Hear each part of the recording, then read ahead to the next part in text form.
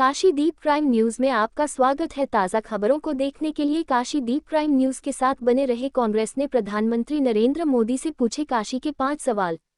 कांग्रेस के राष्ट्रीय प्रवक्ता आलोक शर्मा ने आज पराड़कर भवन में पत्रकारों से वार्ता करते हुए प्रधानमंत्री से काशी के यातायात व्यवस्था, गंगा की सफाई, बुनकरों की दयनीय स्थिति, युवाओं के लिए रोजगार जैसे मसलों पर 5 सवाल पूछते हुए कहा कि प्रधानमंत्री कल अपने रोड शो में काशी वासियों को इन 5 सवालों का जवाब भी दे।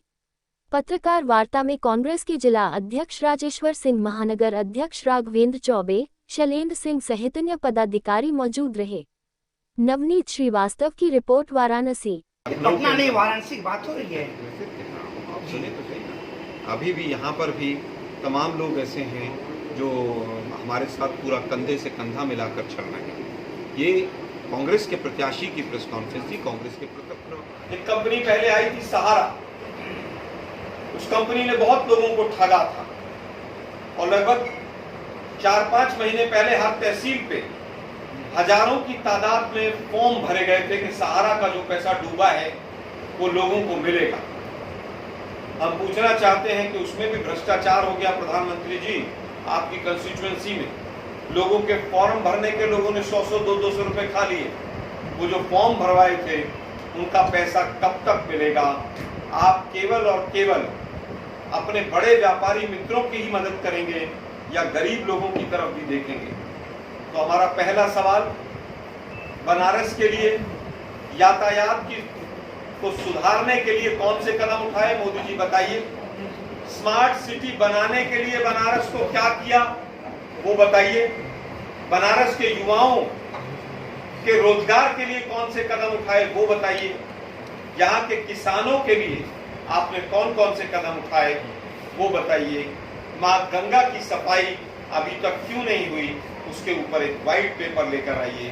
यही आज मीडिया के माध्यम से हमारे 5 प्रश्न हैं।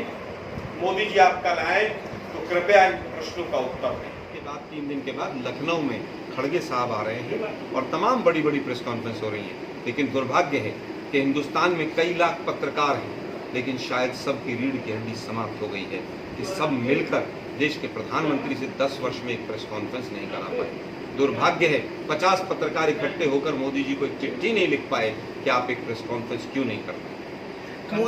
मोदी ये कहते 400 के पार, इसके संदर्भ में क्या कहना चाहेंगे? देखिए, 400 सीटों पर तो भाजपा, मुझे जहां तक मेरी समझ है, 400 सीटों पर तो लड़ भी नहीं रहे, और अगर लड़ भी रहे हैं तो दक्षिण में पूरी तरह से साफ हैं और उत्तर में इस बार हाफ है। 400 पार एक साइकोलॉजिकल वॉर गेम था मोदी जी का, जो पूरी तरह से पासा उल्टा पड़ गया। अब उनको जबरदस्ती बोलना पड़ रहा है, क्योंकि जो ट्यूशन उन्होंने अपने सांसद प्रतिनिधियों को, प्रत्याशियों को पढ़ाई थी वो अधूरी रह गई। उस ट्रेनिंग में वो ये बताना भूल गए कि संविधान और रिजर्वेशन को खत्म करने का जो एजेंडा है वो जनता के बीच में नहीं बोलना है। कुछ प्रत्याशियों ने जनता के बीच में बोल दिया कि हम संविधान में बदलाव करेंगे, हम आरक्षण को समाप्त करेंगे, इसलिए उनको 400 पार से पीछे हटना पड़ रहा है। उनका मूल उद्देश्य यही था कि डॉक्टर साहब बाबा भीमराव अम्बेडकर साहब के संविधान में बदलाव करके आरक्षण को कैसे समाप्त किया जाए। लेकिन देश की जनता समझ चुकी है, इस बार ये सरकार तड़ी पार। कल मोदी जी का रोड शो भी है, क्या कांग्रेस में कुछ ऐसा नहीं? देखिए, हमने नामांकन के दिन भी लगभग 70 से 80 हज़ार लोग नामांकन के समय पर आए, लेकिन दुर्भाग्य बड़े चैनल्स ने नहीं दिखाया, आप साथियों ने सभी ने दिखाया। हम इस रोड शो को एक, मैं समझता हूं कि इवेंट के तौर पर देखते हैं। मोदी जी, अगर आपने 10 साल तक इतना काम किया और बनारस में इतना विकास हो गया, तो आपको ये सैकड़ों टन फूल की पट्टियां अपने ऊपर डलवाने की क्या आवश्यकता है? आपको क्या आवश्यकता है कि पूरे शहर के ट्रैफिक को आप 2 दिन से बाधित किए हुए? क्या आवश्यकता है कि बहुत बड़े बड़े पैसे खर्च करके आप ड्रोन के माध्यम से कमल के फूल को बनारस को दिखाना चाहते हैं? ये काशी की भूमि है, ये बाबा विश्वनाथ की भूमि है। यहाँ शोबाजी और दिखावा करके कहीं ना कहीं आप इस नगरी के आध्यात्म और बाबा संत कबीर की जो आध्यात्म है उसको कहीं ना कहीं कमजोर करना चाहते हैं। मुझे लगता है इलेक्शन कमीशन को देखना चाहिए कि पूरे शहर में क्या हो रहा है, कहाँ कहाँ परमिशन दी गई।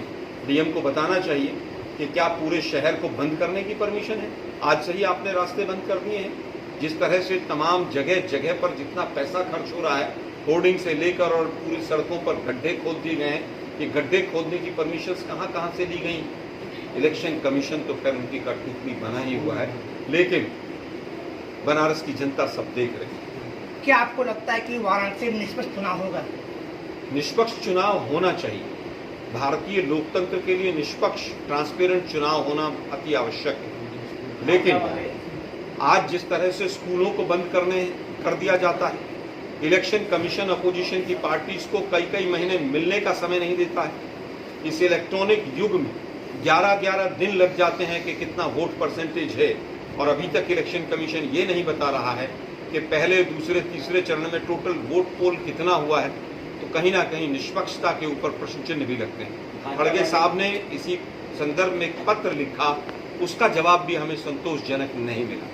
भाजपा वाले कहते हैं कि बनारस में मोदी 10 लाख अधिक वोटों जीतेगी, इस पर अपनी। देखिए, अंतर्यामी हैं वो लोग, भाजपा के लोग, कि कौन कितने वोटों से जीतेगा और हारेगा, कौन किसको वोट देगा, ये जनता तय करेगी। स्वाभाविक है कि जनता आज जिस तरह से महंगाई और बेरोजगारी से परेशान है, भाजपा की सरकार का 4 जून को जाना तय है।